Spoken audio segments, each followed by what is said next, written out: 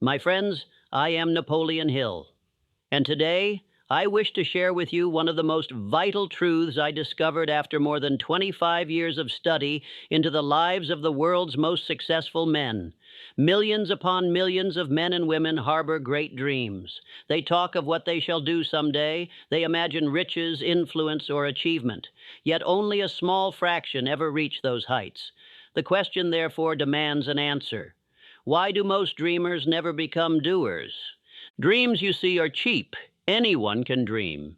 But the world does not reward dreamers. It rewards those who transform those dreams into action. To dream is effortless. To act requires courage, discipline, persistence, and faith. Dreams are like vapor, drifting aimlessly through the air. Action is the substance that condenses them into reality. And it is here, at this very crossroads between dreaming and doing, that the majority falter and fail. I will share 7 powerful points with you that will help you transform from a dreamer into a doer. Number 1, the nature of dreamers. A dreamer is one who wishes but does not work. A dreamer is one who talks but does not move. He sits in the comfort of imagination but shrinks away from the discomfort of effort. He delights in the sweetness of possibility, but recoils at the bitterness of labor. There is nothing wrong with dreaming. In fact, every achievement begins as a dream. The automobile, the airplane, the telephone, the electric light, all were once mere ideas in the minds of men. But the difference lies here. When a man remains only in that state, when he builds castles in the air, yet never lays a single brick upon the ground, his dream becomes a prison of illusion rather than the seed of achievement. I have met countless such men in my lifetime. They tell me, "Mr. Hill, one day I shall build a great business. One day I shall write a book. One day I shall achieve greatness." Yet I have learned to pay little attention to one day, for it rarely comes. The calendar of tomorrow never delivers its promises to the man who will not act today. These men comfort themselves with words, but words alone are powerless without deeds.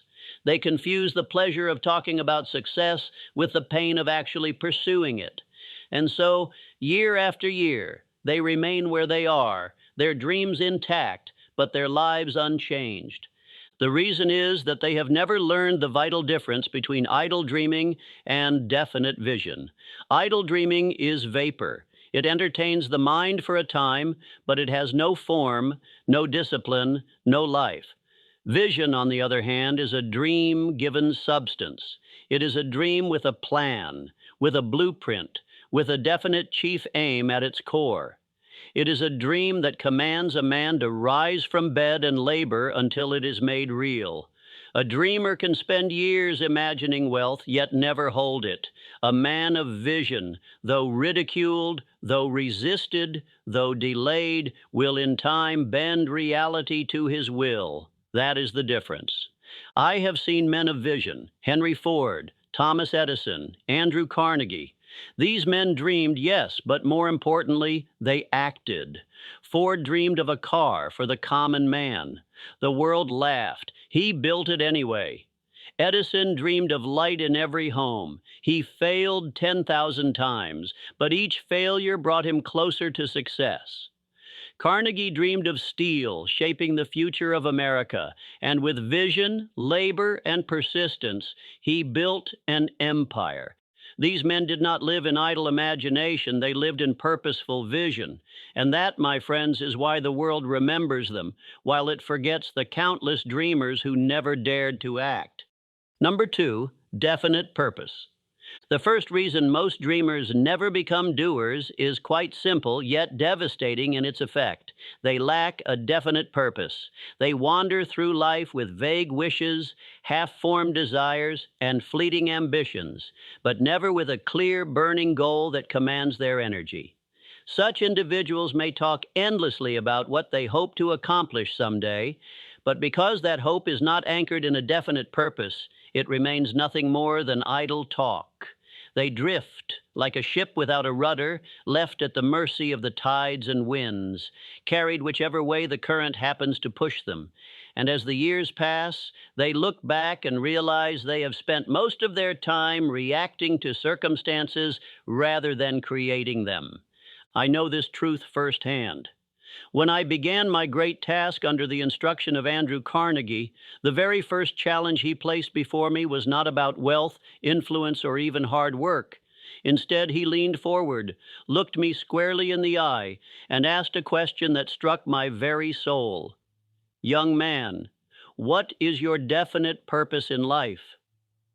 For a long moment, I was speechless. My mind raced, but there was no clear answer, only a haze of general hopes and scattered dreams. That question unsettled me more than any hardship could have, because I realized in that instant that I had been moving without direction. And I tell you now, friends, until you can answer that question with unwavering clarity, you will remain among the vast crowd of dreamers. Why is this so? Because a man without a definite purpose cannot summon the persistence necessary to keep moving when the path becomes difficult, as it always will.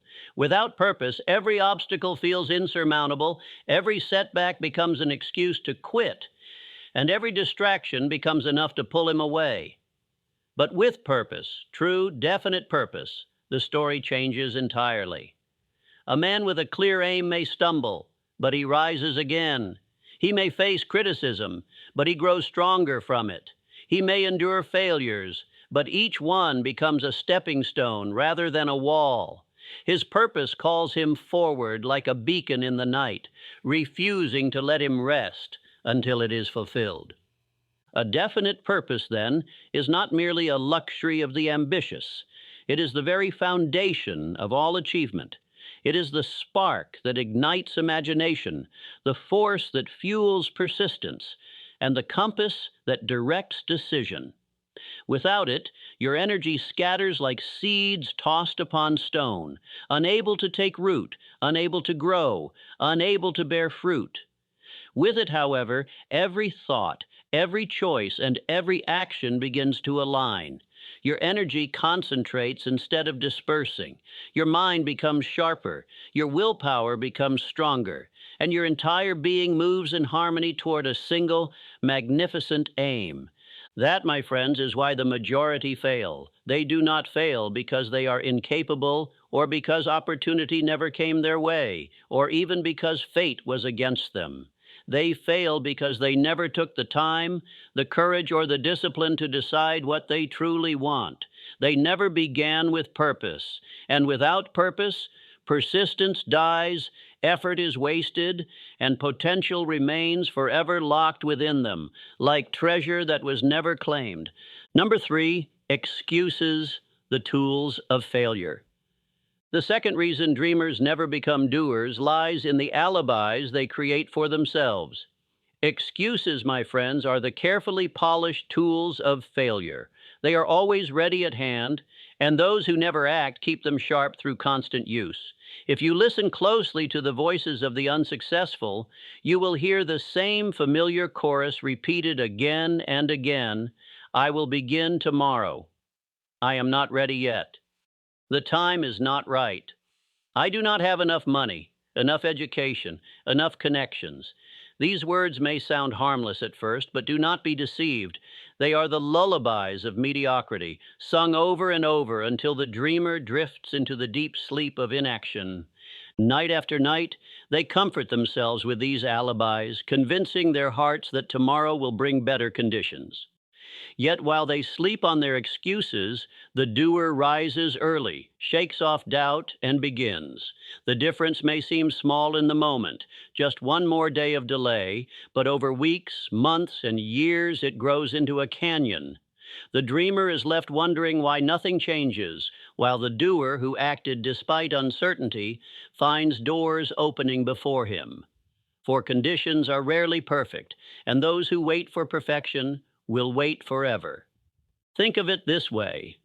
If you refuse to leave your home until every traffic light turns green all the way to your destination, you will never set out at all. Life does not hand you flawless timing, endless resources, or a smooth road. It hands you obstacles, delays, and uncertainties. The difference between the doer and the dreamer is that the doer begins anyway. He starts with what he has, where he is, and with the little he knows. And in the very act of beginning, he sets forces in motion that the dreamer can never see. The successful man understands this truth. Conditions bend to action, not the other way around. He knows that when he moves forward with determination, opportunities appear that would never have revealed themselves to a hesitant soul. The contacts, the resources, the ideas, these flow toward the man in motion. The dreamer, on the other hand, waits. He plans and talks. He hesitates and analyzes. But in his hesitation, opportunity slips silently away. Time never stands still. It either builds your future or steals it. And each excuse whispered is a thief disguised as comfort, stealing another day, another chance, another possibility. Excuses, then, are more than words. They are habits of thought that chain a man to failure. They keep him comfortable but powerless, safe but stagnant, and until he learns to break free from them, to silence the inner voice that always says, "Not yet," he will never know the taste of achievement. The doer is not the one who never feels fear or doubt. He is simply the one who refuses to let those excuses master him. Number 4, fear, the silent killer of action. Now let us speak of the most sinister enemy of all, the one that has destroyed more dreams, silenced more voices, and broken more spirits than any outward circumstance ever could. That enemy is fear. Fear, more than lack of opportunity, more than poverty, more than ignorance, is the chief reason men remain dreamers and never advance into the ranks of doers. You may overcome excuses, you may even find a definite purpose, but if fear takes root in your heart and governs your decisions, you will never act boldly enough to succeed. Through my years of study, I have identified 6 basic fears that afflict the human mind like a disease: the fear of poverty, the fear of criticism, the fear of ill health, the fear of loss of love, the fear of old age, and the fear of death. They may appear different on the surface, but at their core, they are all designed to paralyze you, to hold you back at the very moment when you most need to move forward. Consider them closely. A man conceives a brilliant idea, one that could change his fortunes, perhaps even change the world. But as soon as he thinks of taking action, the fear of poverty whispers to him, "What if you lose your savings? What if you risk your comfort and are left with nothing?" Another man feels the stirring of genius within him, but the fear of criticism shackles him. "What will others say of me? What if they laugh, mock, or condemn?" And so he remains silent, and his gift dies within him. Another soul imagines failure itself and trembles at its shadow. He convinces himself that attempting and failing would be worse than never trying at all, and so he chooses the safety of inaction. Think of it this way: faith builds, fear destroys. Faith moves mountains, fear builds walls. Faith opens the door, fear locks it and throws away the key.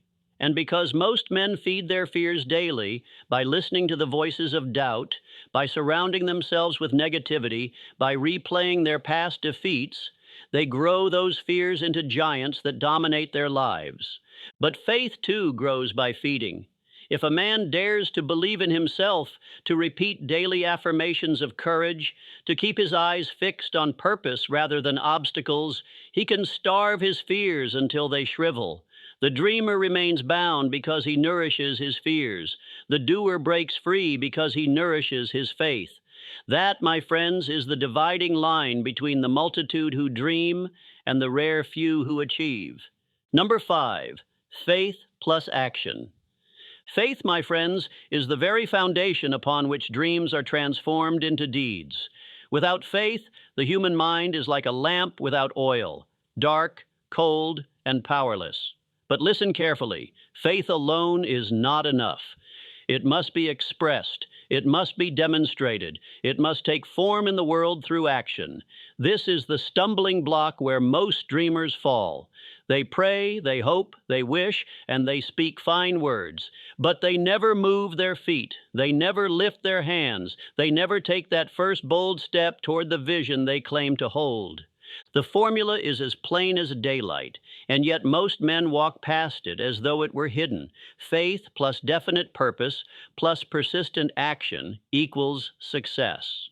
There is no mystery greater than this. If one ingredient is missing, the whole equation collapses. Faith without purpose drifts. Purpose without action stagnates. Action without faith wavers and falters. But when all three combine, they form an unstoppable force. Look to the life of Henry Ford. The world laughed when he declared he would build an automobile for the common man. They scoffed at his vision. They mocked his persistence. They told him he was a fool. Yet Ford pressed forward. He did not merely dream, he acted. He hammered, he tested, he failed, and he built again. He pressed forward with faith and with action until the world, once filled with laughter at his expense, fell silent, and then began buying his automobiles by the millions. Faith gave him the courage to start, but it was persistent, unrelenting action that carried him through to triumph.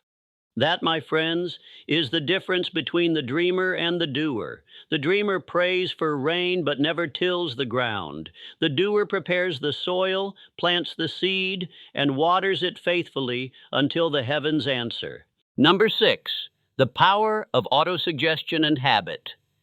Now let me reveal to you another profound reason why so many dreamers remain dreamers and never cross the bridge into becoming doers. They never train their subconscious minds. They allow the most powerful part of themselves, the silent engine that governs their habits, emotions, and very destiny, to run wild and undirected.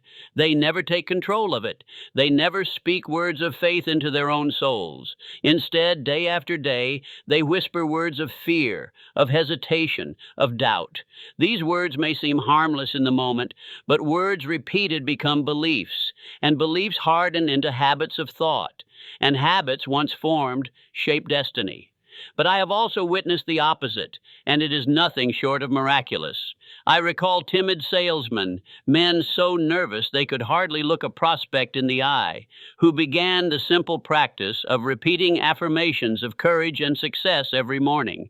At first, the words tasted false on their lips. They did not yet believe them, but with repetition, with persistence, something remarkable occurred. Their subconscious absorbed those declarations. Their inner self began to align with the image their words painted, and slowly, like a seed sprouting beneath the soil, transformation began. The timid man was replaced by one whose very aura radiated confidence. His handshake became firm, his voice steady, his gaze direct. Customers felt it, though they could not explain it, and they responded with trust, with respect, and with business. This, my friends, is the unfailing law of autosuggestion. It is the science of planting faith-filled words in the fertile soil of your subconscious until they take root. At first, they are fragile, like tender shoots, but with daily repetition, they grow into sturdy habits of thought. And from those habits of thought spring habits of action. And from those habits of action come the circumstances that shape your life. But here lies the tragedy. Most men unwittingly use this very law against themselves. They repeat their doubts, their fears, their excuses, until those poisonous words also take root, also become habits, and also blossom into failure, mediocrity, and regret. They doom themselves not because destiny decreed it, but because they decreed it with their own tongues. If you wish to cease being a dreamer, you must take control of this law. You must speak life, not death, faith, not fear, courage, not hesitation. For the words you repeat to yourself each morning are not mere sounds. They are commands to your destiny. The final is number 7, turning point, how to become a doer. Now, my friends, let us come to the great question. What must you do to cross the bridge from dreaming to doing? I assure you the answer is not hidden, nor is it reserved only for a chosen few. It is clear. It is available to every man and woman who is willing to follow it faithfully. But understand, clarity does not make it easy. The steps are simple, yes, but they demand discipline, consistency, and above all, courage. The very first step is this: write down your definite chief aim. Put it on paper where your eyes can see it and your hands can touch it. Do not leave it floating in your imagination like vapor. Take the invisible and make it visible. Define it with precision, with clarity, with detail. If you wish for wealth, how much? By when? Through what means? If you desire to build a business, what kind of business? Whom will it serve? Write it with such definiteness that a stranger could read it and know exactly what you intend to accomplish. Then commit yourself to it by reading it aloud each morning upon rising and each evening before retiring. In this way, you command your mind to stay fixed upon your aim, and you remind yourself twice each day that you are not a drifter. You are a man or woman of purpose. Second, you must back that aim with a burning desire. A dream without desire is like a fire without fuel. It dies before it begins. Desire is the heat, the energy, the force that transforms words on paper into deeds in the world. You must want your goal so deeply that it keeps you awake at night, that it fills your thoughts during the day, that it compels you to sacrifice comfort, leisure, and even temporary pleasures for the sake of its attainment. Weak desire brings weak results. But a burning, white-hot desire, this is the very flame that melts obstacles and forges destiny. Remember this truth: no man has ever risen to greatness without first being consumed by desire. Do not wait for tomorrow. Tomorrow is a lie whispered by procrastination. Do not wait for better conditions, for they will never arrive. Begin today. Begin this very hour. Begin now. The bridge from dreaming to doing is built one step at a time, and the first step is yours to take. Ask yourself, with all honesty, am I a dreamer or am I a doer? Do I spend more time wishing than working? Do I spend more time talking than moving? Do I spend more time planning than executing? Only you can answer this question, and your future depends upon your answer. Let me leave you with this truth, forged through a lifetime of study and observation. The world has no reward for idle dreamers. It reserves its prizes for men and women who act. Action is the great separator. Action is the dividing line between the successful and the forgotten. Remember this always: your future is not written by your dreams. It is written by your deeds. Dreams are the blueprint, but action is the hammer and the stone. Dreams sketch the vision, but action builds the house. The world waits for men and women of faith, of definite purpose, of persistent action. Will you remain among the dreamers, forever waiting, forever wishing? Or will you rise today, take hold of your vision, and step boldly into the ranks of the doers? The choice, my friends, is yours, and yours alone.